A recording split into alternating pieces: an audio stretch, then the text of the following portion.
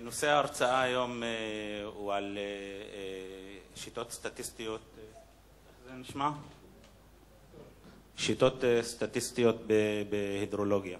ננסה לעבור את המצגת היום בסבלנות איתכם, כי הנושא מאוד מתיש. נתחיל בהגדרה מה זה הידרולוגיה. הידרולוגיה זה מקצוע רחב והוא מדע הטבע, עוסק במים אשר נמצאים בטבע, במצב צבירה שלהם, בפירוס שלהם, הם על פני הקרקע או מתחת לקרקע, בזרימה ובאגירה שלהם, במחזוריות ובאקראיות התופעה. וכאן בעצם נכנס הנושא של הסטטיסטיקה.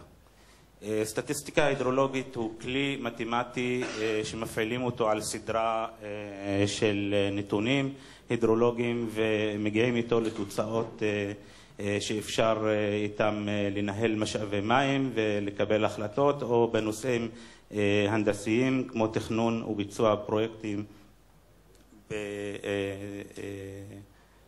בחיזוי ולחיזוי עתידי.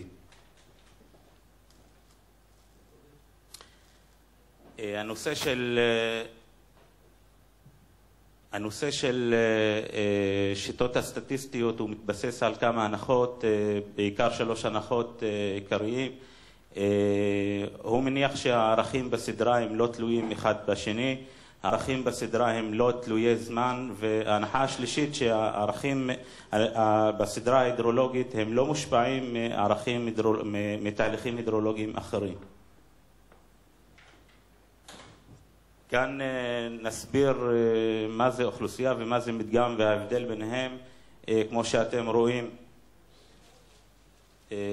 בסדרה כאן, רואים שהאוכלוסייה היא בעצם סדרה אינסופית שמתחילה מבריאת העולם ועד לסוף של העולם, והמדגם הוא מה שאתם רואים שמוקף כאן במסגרת, הוא חלק מתוך האוכלוסייה הכוללת. כאן אנחנו רואים בשקף מהלך הספיקות בנחל עמוד משנת, לא רואה, עד 2007, ומה שאנחנו רואים כאן מהלך הספיקות זה בעצם מדגם מתוך האוכלוסייה הכוללת של הזרימות שהיו אי פעם בנחל הזה. ברור לנו שהנחל עוד זרם לפני השנה הזאת והוא עוד ימשיך ויזרום, ומה שאנחנו רואים כאן זה בעצם מדגם אחד קטן. מהנדס שהיה בשנת 89 והיה צריך לתכנן נניח מעביר מים או להטות מים מהנחל לאיזשהו מאגר, עמד לרשותו את הספיקות הללו שאנחנו רואים שהן ספיקות יחסית נמוכות, ומהנדס שהיה בשנת 2007 ורצה לתכנן אותו דבר באותו מקום, אז יש לו עכשיו ראייה יותר רחבה, ומהנדס שהיום בשנת 2014 ירצה לתכנן, אז הוא בטח יהיה לו מכלול יותר או ספיקות יותר רחבות. אז הדרישה היא, השאיפה היא שככל האפשר להגיע למדגם יותר רחב ויותר מקיף.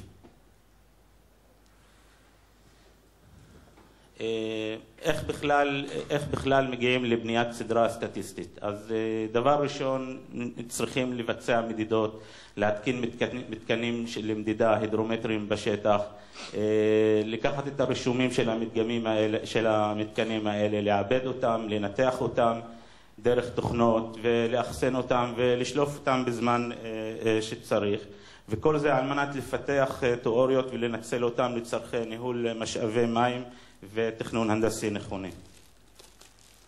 קצת מושגים בהסתברות. הסתברות היא השכיחות היחסית של אירוע, נסמן אותו באות P, כשה-P ההסתברות תמיד היא שבר והיא נעה בין 0 ל-1.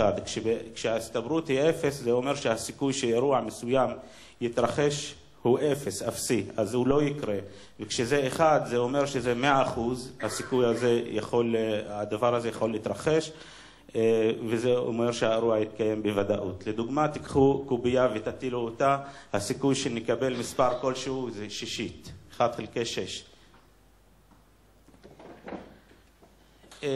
ניתן לחשב את ההסתברויות לתופעה מסוימת על ידי הנוסחאות וההתפלגויות התיאורטיות. אני פה אעלה בפניכם, יש סוגים של התפלגויות, התפלגות בונימיאלית, התפלגות וויבל, שיטת ההצבה, או יש כאלה שקוראים לה שיטת המיקום, בה נתמקד בהמשך, ושיטת גמבל ופרסון ושצ'ו ועוד אחרים. כולם יודעים מה זה ממוצע. ממוצע של סדרה הידרולוגית זה בעצם סכום של האיברים או הספיקות, נניח בנחל, לחלק אותם במספר האיברים או במספר השנים. וככה מגיעים לממוצע של הספיקות שהיו בנחל. שונות זה ממוצע של ריבוע המרחקים של הערכים מן הממוצע. אם יש לי ממוצע שאתם רואים אותו בקו כתום, ומה שאתם רואים בנקודות כחולות זה הערכים או המדידות שהיו לי, אז הריבוע המרחקים האלה מהקו הכתום, זה אומר שזה השונות. עכשיו, רואים נקודה כזאת שהיא נופלת ממש על הממוצע, זה אומר שקיבלתי ערך או ספיקה באותה שנה שהיא ספיקה בעצם ממוצעת. השאיפה היא שלא לקבל ערכים מפוזרים, אלא לקבל כמה שיותר ערכים קרובים לממוצע, ואז הסדרה תהיה הומוגנית יותר. מושג חשוב מאוד, זמן החזרה T, זה בעצם מספר השנים בממוצע שלוקח לאירוע מסוים להתקיים, או לאירוע יותר גדול ממנו להתקיים במחזוריות של T. T, זמן החזרה שווה 1 חלקי P, יש קשר בין זמן החזרה להסתברות. לדוגמה, אם ניקח אירוע שקורה 1 ל-100 שנה, זה אומר שההסתברות שלו לקרות היא 1%. ככל שאני מקטין את ההסתברות, זמן החזרה עולה. הסתברות של 0.5% זה אומר שהאירוע יחזור על עצמו בממוצע כל 200 שנה. כאן השיטה, שיטת וויבל, שיטת ההצבה. אנחנו לוקחים את הערכים של הסדרה ההידרולוגית, אם זה גשם או אם זה ספיקות, מסדרים אותם, מדרגים אותם מהגבוה לנמוך, את הספיקות, נותנים לכל מספר או לכל ערך את המיקום שלו, מ-1 שזה הערך הגבוה עד ל-N שזה הערך הכי נמוך, ועל ידי הנוסחה כאן אנחנו מחשבים את ההסתברות, שזה בעצם המיקום של האיבר או הערך בסדרה חלקי מספר הערכים בסדרה ועוד 1. נתרגל את זה ונראה על נחל עמוד. זה לקוח מהשנתון ההידרולוגי. אנחנו רואים פה אגן ניקוז של נחל עמוד, שהוא מתחיל איפשהו ליד צפת שמה ונשפך לתוך הכנרת, ואנחנו רואים פה התחנת מדידה של השירות ההידרולוגי, שנשתמש תכף בנתונים שלה. כאן יש לנו את הערכים שקיבלתי מהשירות ההידרולוגי משנת 66 ועד 2008. ניקח את הסדרה הזאת ונריץ ונחשב את הממוצע שלה. הממוצע בעצם הוא סכום הספיקות חלקי מספר השנים שיש לנו בסדרה. אז זה 4 ועוד 4 ועוד ועוד ועוד, כל הספיקות שאנחנו רואים כאן, מחלקים אותם במספר השנים ומגיעים ל9.5 קוב לשנייה.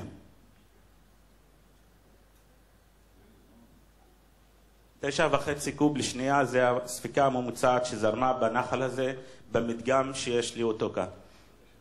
אבל החציון של הסדרה יוצא 5.8, והחציון, הערך של החציון לא בדיוק יצא לנו זהה עם הממוצע בגלל השונות של המדגם. המדגם לא מתפלג בצורה נורמלית, אלא השינויים הם וריאציונים.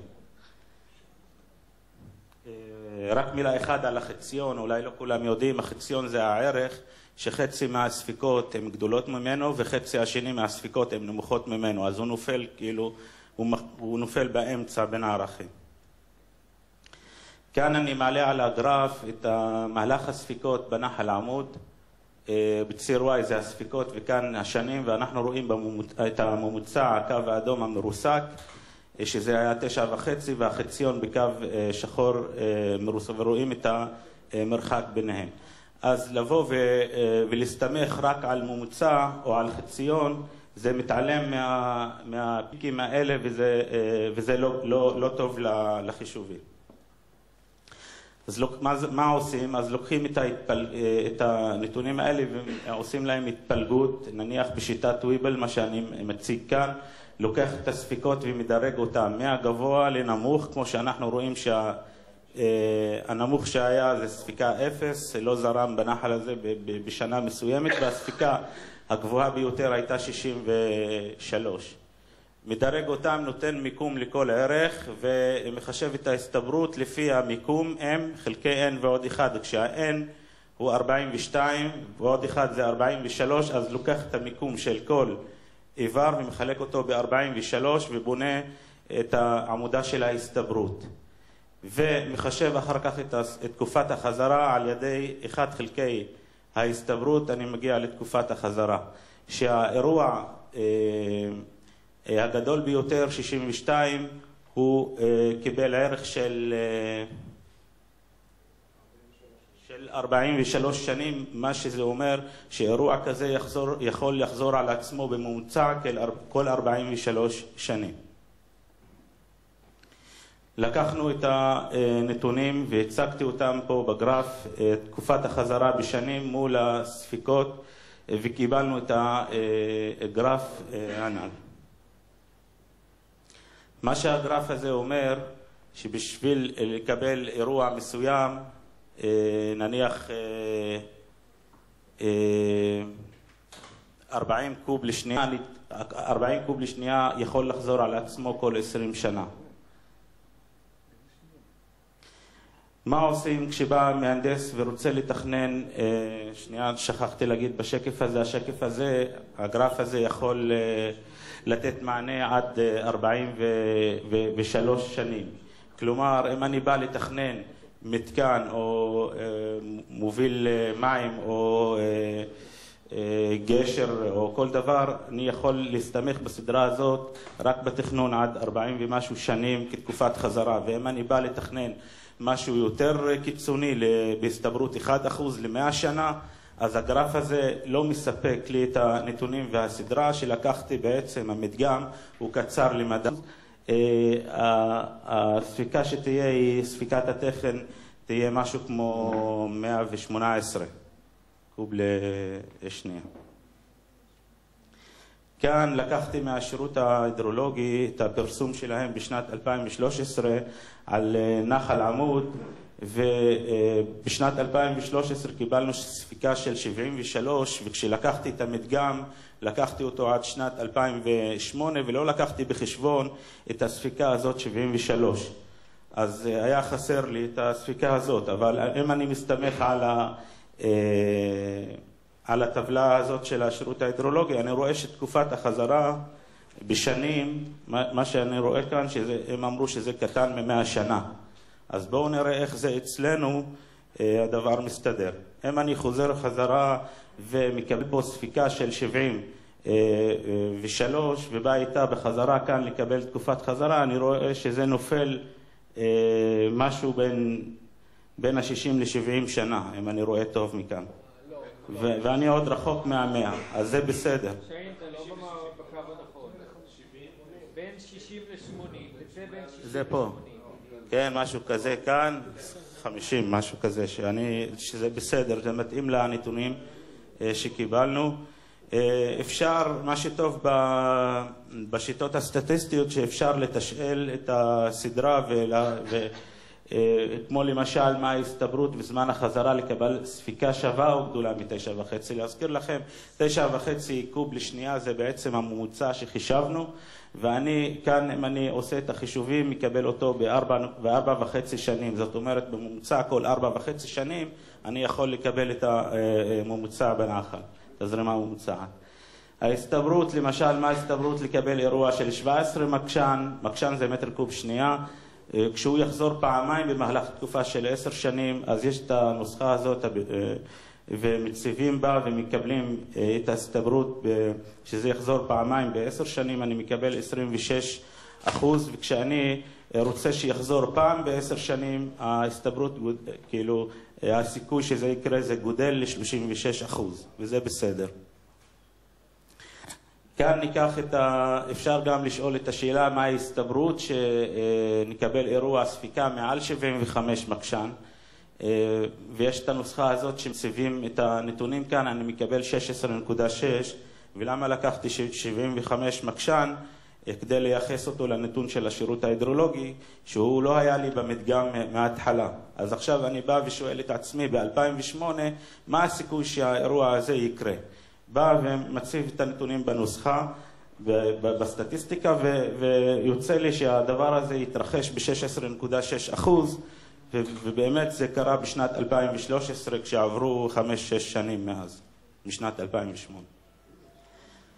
מה שעשיתי כאן, לקחתי את הגרף של הספיקות, הגרף הזה הירוק של מהלך הספיקות בנחל עמוד, והורדתי ממנו את הפיקים הגדולים, 3 האירועים הגדולים שהיו, וניסיתי לעשות אותו חישובים סטטיסטיים על אותו נחל.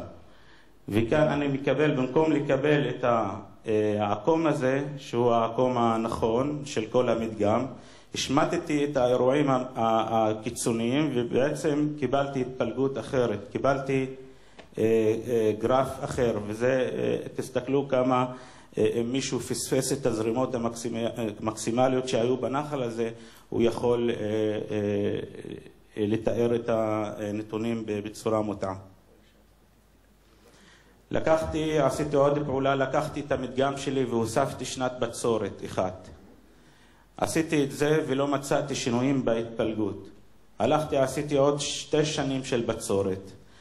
וכן הלאה עד שעשיתי 5 שנים של בצורת, ואז אתם רואים בצבע ירוק, כשיש לי 5 שנים של בצורת, איך העקום אמור לזוז קצת יותר נמוך.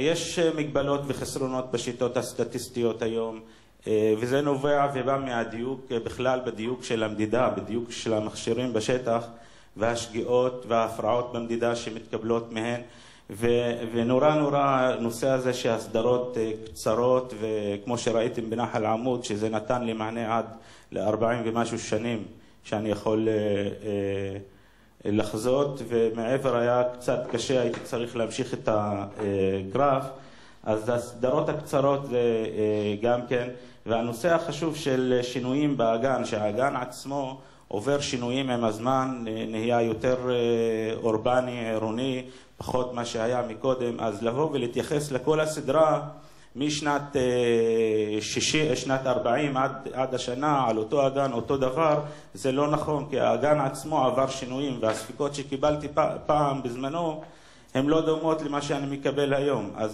אז בעצם המדגם שלי הופך להיות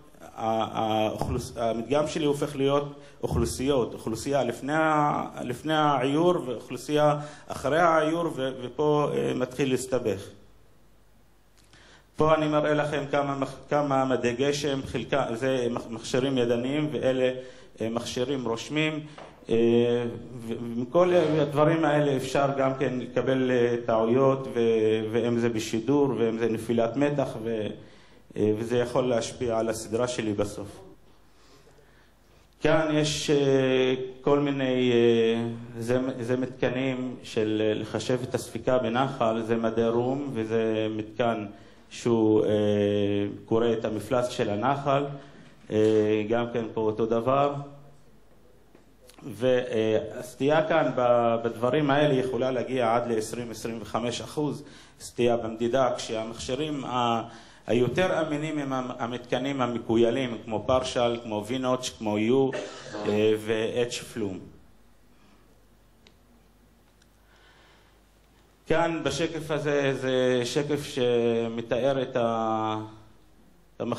את המחזור ההידרולוגי, אבל כאן אני רוצה להגיד שתהליך מסוים הוא לא חי לבד. לבוא לקחת את הספיקה בנחל עמוד ולחשב את הערכים ולעשות את החישובים ולהתעלם משאר הדברים בשטח, זה לא נכון, אבל זה מה שעושה הסטטיסטיקה. ופה בשקף הזה אנחנו רואים שיש עוד תהליכים מסביב, ויש עוד דברים שיש צורך להתחשב בהם, וסטטיסטיקה לא לוקחת את זה בחשבון. כמו שאני מנתח סדרה של אירועי גשם, אני לא מתייחס לחלחול, והנגר לא מתייחס למה שהולך בהתאדות וכן הלאה.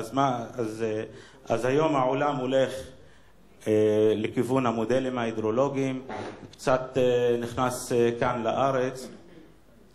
המודלים ההידרולוגיים הם בעצם תוכנה שמורכבת ממודלים מתמטיים ופיזיקליים, שלוקחת בחשבון את התהליכים ההידרולוגיים שקורים בשטח, ובשביל ליישם מודל כזה על אגן מסוים, כי לכל אגן יש לו את התכונות שלו, נדרש משאבים רבים. משאבים רבים הם יכולים להיות מחקרים שונים הפזורים במרחב על כל האגן, או במדידות רבים וכן הלאה, ובעיבוד, אבל המודלים האלה מנסים להתקרב לאמת בשטח ולתהליכים הטבעיים ככל האפשר. ומה שטוב במודלים האלה שאפשר לתשאל אותם ולהריץ בהם סינריואים עתידיים, כאילו מה יקרה אם יהיה לי עכשיו 5 שנים בצורת או 3 שנים בצורת, איך המודל, איך אני אחיה עם זה בעוד 10 שנים או 15 שנים, איך אני אנהל את משאבי המים שיש לי, איך אני אתכנן את הדברים הלאה. כאן סתם כמה תמונות משיטפונות שקרו, וזה גשר ניצנה שקרס פעמיים, ולמרות שהוא תוכנן 1 ל-100 שנה, הוא קרס פעמיים בפחות מזה ב-20 שנה, אני יודע, וזה לא אמור היה לקרות. אז פה יש קרה משהו, או בעיה בחישובים, וכאן רואים שמים פשוט פה גלשו מעבר למעביר מים שתוכנן כאן. אתם רואים את השאריות צופת של הדברים, וזה בחיפה, זה לא אמור לקרות, זה דבר חדש דווקא שם, הניקוז אמור היה לעבוד, ותודה רבה לכם.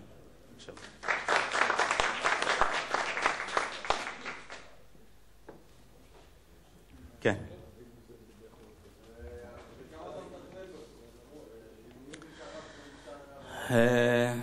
זה שאלה, התשובה שלה כמה אתה משלם.